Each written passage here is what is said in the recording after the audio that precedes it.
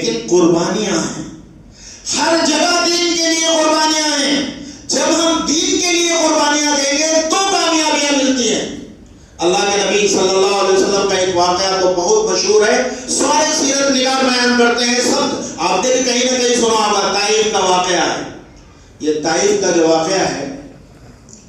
اللہ کے نبی صلی اللہ علیہ وسلم مکہ مکرمہ میں محنت کرتے رہے، اسلام قبول کرنے والوں کی تعداد وہی گنتی کی 10 20 50 مختصر ہے، اس لیے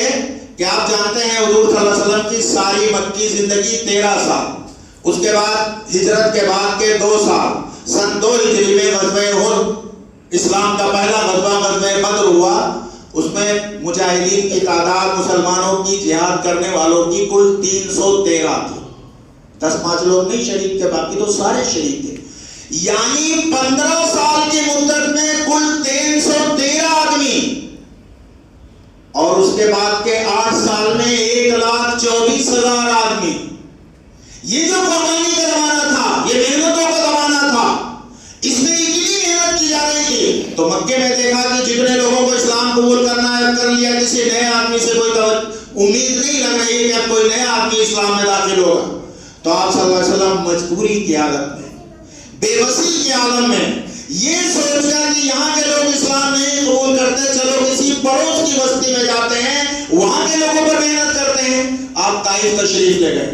مکے سے طائف کا راستہ اب نئی سڑک نکال دی ہے سعودی گورنمنٹ نے، اب مشکل سے 60 کلومیٹر بچا ہے، ورنہ پرانا جو راستہ ہے وہ 100 کلومیٹر سے بھی زیادہ کا راستہ تھا۔ آپ کیسے 100 کلومیٹر کا راستہ طے کر کے پہنچو گے اپنے غلام کے ساتھ؟ آپ وہاں جاتے ہیں، لوگوں کو ایمان کی اسلام کی دعوت دیتے ہیں، کیا کرنے گئے تھے وہاں؟ اپنے لیے کچھ مانگنے نہیں گئے تھے، کوئی پیسے نہیں مانگنے گئے تھے، کوئی مدد مانگنے کے لیے نہیں گئے تھے، اپنے لیے تو کوئی مطالبہ ہی نہیں تھا۔ ہر نبی کا مطالبہ ایک ہے، صرف چیلنج ہے، اعلان ہے پورے نبیوں کی طرف سے۔ قرآن کہتا ہے ما اسألکم علیہ من اجر ان اجریہ الا علی اللہ، میں کسی اجرت کا مطالبہ نہیں کرتا ہوں، تم سے کوئی مزدوری نہیں چاہیے، کوئی اجرت نہیں چاہیے، اجرت تو اللہ کے ذمہ ہے ہماری، ہم تو تم سے صرف ایک مطالبہ کرتے ہیں، اعبدوا اللہ ولا تشرکوا بہ شیئا، ایک اللہ کی عبادت کرو، اس کے ساتھ کسی کو شریک نہ کرو۔ طائف میں گئے، لوگوں کے سامنے، سرداروں کے سامنے اپنی بات رکھی، تو انہوں نے کیا کیا نہیں کیا، ایسا دردناک واقعہ ہے تاریخ کا۔ لوگوں نے، ایک نے کہا کہ اللہ کو نبی بنانے کے علاوہ آپ کے علاوہ کوئی اور نہیں ملا تھا، بس آپ ہی تھے۔ کسی نے کچھ کہا، کسی نے کچھ کہا، مذاق اڑایا گیا، یہاں تک ہوا کہ جب آپ مایوس ہو کے باہر نکلنے لگے تو لوگوں نے کچھ اوباشوں کو، اپنے کچھ گنڈوں کو، کچھ لچے لفنگے نوجوانوں کو ان کے پیچھے لگا دیا، جنہوں نے آپ کو پتھر مارے۔ تاریخ نے ذکر کیا اس کا، پتھر مارے۔ کیا سزا، کیا وجہ تھی، کیا گناہ تھا آپ کا؟ آپ انہیں کچھ دینے گئے تھے، لینے نہیں گئے تھے، لیکن اللہ تعالیٰ نے قربانیوں کے بعد دین کی سربلندی کا راستہ کھولا ہے۔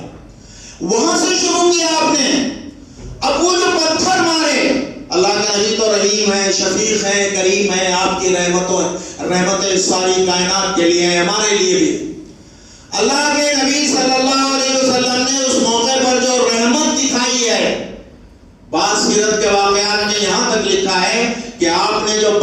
کو جو پتھر مارے گئے وہ پیروں سے خون بہہ کر آپ کے جوتوں تک اگر زمین پر پڑے گا تو اس قوم پر مصیبت، عذاب اللہ کا ضرور آئے گا، پکڑ آئے گی اللہ۔ اس لیے اللہ کے نبی صلی اللہ علیہ وسلم نے اپنا دامن چاک کیا اور وہ خون آپ نے صاف کیا، اسے پوچھ لیا کہ اسے زمین تک پہنچنے نہیں دیا، کہ اگر یہ خون زمین تک پہنچ جائے گا ایک نبی کا خون تو قوم پر عذاب آنا یقینی ہے۔ آپ نے بچایا انہیں۔ اس کے بعد وہ نکل کر گئے، ایک باغ میں پہنچتے ہیں اپنے ایک غلام کے ساتھ، وہاں ٹھہرے تھوڑی دیر۔ روایات میں ہے کہ حضرت جبرائیل پہاڑوں کا فرشتہ لے کر آتے ہیں، پہاڑوں کا فرشتہ موجود ہے، اور وہ آ کے کہتا ہے کہ یا رسول اللہ، یہ پوری طائف کی بستی جہاں آپ لوگوں کو ایمان کی دعوت دینے کے لیے گئے تھے، یہ جن دو پہاڑوں کے درمیان ہے، یہ طائف کا یہ پہاڑوں کا فرشتہ آ گیا ہے، یہ اس لیے بھیجا گیا ہے کہ اگر آپ کی اجازت ہو ان گستاخ لوگوں کو جنہوں نے آپ کی شان اقدس میں گستاخیاں کی ہیں، ان دونوں پہاڑوں کو آپس میں ملا دیا جائے اور اس پوری بستی کو سرمے کی طرح پیس کر رکھ دیا جائے۔ اللہ کے نبی وہ کیا مقام ہو رہا ہوگا۔ اردو کے ایک شاعر نے کہا ہے، وہ پاؤں پیارے کہ جس خاک پر جو پڑ جائیں ہو جائے کول البصر، نبی کے وہ پیارے پاؤں، وہ مقدس پاؤں کہ جس مٹی میں پڑ جائے وہ سرما بن جائے، آنکھوں کے لیے روشنی کا ذریعہ بن جائے، وہ مقدس قدم، وہ پاؤں پیارے کہ جس خاک پر جو پڑ جائیں ہو جائے کول البصر، وہ ڈھکنے کی جن پر فدا میری جان، وہ ڈھکنے جنہیں کہیے جانے جہاں، ہوئے خون آلود پتھر سے آئے مگر باز اس پر بھی کافر نہ آئے۔ اللہ کے نبی صلی اللہ علیہ وسلم کو اختیار دیا گیا، پہاڑوں کا فرشتہ کہتا ہے کہ اس پوری بستی کو سرموں کی طرح ملا کر پیس دیا جائے، دونوں پہاڑوں کو آپس میں ٹکرا دیا جائے اور طائف کی پوری بستی کا نام و نشان مٹا دیا جائے۔ اللہ کے نبی صلی اللہ علیہ وسلم نے اس موقع پر کیا فرمایا؟ حفیظ جالندری نے کہا ہے، حفیظ جالندری نے اس موقع پر یہ بات کہی ہے کہ میں اس دہر میں قہر و غضب بن کر نہیں آیا، میں کیوں ان کے لیے قہر الہی کی دعا مانگوں، بشر ہیں،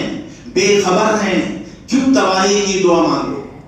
آپ نے یہ کلمات فرمائے، اللہم اہد قومی فإنہم لا یعلمون، اے اللہ میری قوم کو ہدایت دے دیجئے، یہ جانتے نہیں ہیں، اگر یہ میرے مقام کو جانتے، میری شخصیت کو جانتے تو یہ ایسا سلوک نہیں کر سکتے تھے، یہ جانتے نہیں اس لیے ان کو معاف کر دیجئے۔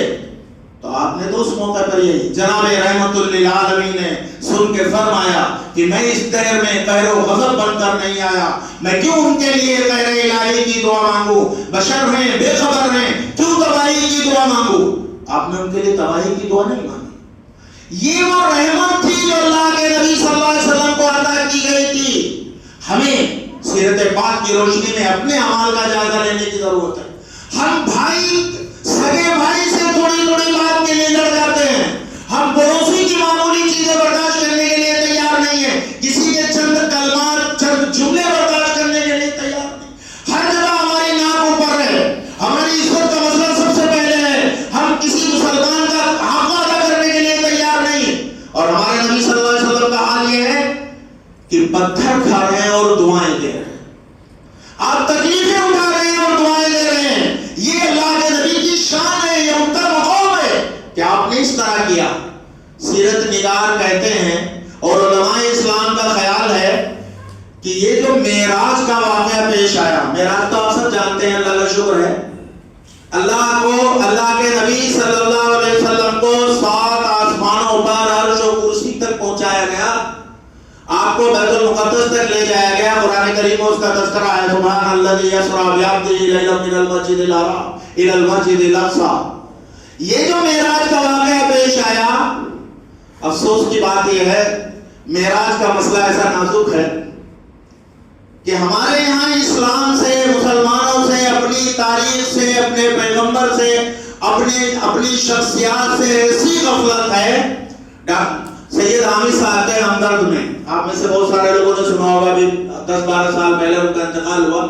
بڑا کام کرتے تھے تعلیم کے میدان میں، ہمدرد اسٹڈی سرکل کے نام سے بڑا ادارہ بنایا تھا انہوں نے، بہت کام کیا انہوں نے ایک بڑے کالج کا ایک واقعہ نقل کیا۔ ایم اے کی کلاس میں پڑھنے والی کچھ مسلمان بچیوں سے انہوں نے کچھ باتیں پوچھی، وہ لکھا ہے انہوں نے پورا واقعہ۔ تو اس میں ایک لڑکی کا نام ہے معراج فاطمہ، ایک بچی کا نام تھا معراج فاطمہ، وہ ایک کالج میں پڑھ رہی ہے، مسلم بچی ہے اور ایم اے کی کلاس میں ہے۔ سید حامد صاحب نے اس سے پوچھا کہ معراج کا مطلب کیا ہوتا ہے؟ لڑکی نے بہت دیر تک سوچا اور پھر کہا کہ صحیح تو معلوم نہیں، لیکن مجھے لگتا ہے کہ اس کا مطلب ہوتا ہے میرا راج۔ معراج کا مطلب ہوتا ہے میرا راج۔ یہ بات سچ مچ سیرت کے موقع پر سمجھنے اور غور کرنے کے ہم سب کے لیے اپنے سینوں میں منہ ڈالنے کے ہے۔ اگر ہمارے بچوں کو آتا ہے اور پڑوسیوں کو نہیں آتا ہے تو بھی ہماری غلطی ہے کہ ہم نے ان تک نہیں پہنچایا۔ آج مسلمانوں کو نام، کرکٹروں کے نام، ایکٹریسوں کے نام، کس کے نام یاد ہیں؟ میں اپنا ذاتی واقعہ بتا رہا ہوں، آپ کے ساتھ بھی ایسا ہو سکتا ہے۔ ایک دن جمعے کی نماز میں کہیں سے باہر سے آئے اور بالکل باہر بچوں میں جگہ ملی، چھوٹے چھوٹے بچے کود رہے تھے، لڑ بھیڑ رہے تھے۔ تو اس دوران، یہ 10-12 سال پہلے کی بات ہے، اس نے کہا کہ وہ فلاں کھلاڑی نے یوں چھکا مارا، یعنی بالکل چھوٹے بچے، 4 سال 5 سال کے بچے جو اپنی عام زندگی کا شعور نہیں رکھتے، انہیں ایک ایک کرکٹر کا نام معلوم ہے، فلم سٹارز کے نام معلوم ہے، دنیا بھر میں نہ جانے کن چیزوں کے نام معلوم ہے،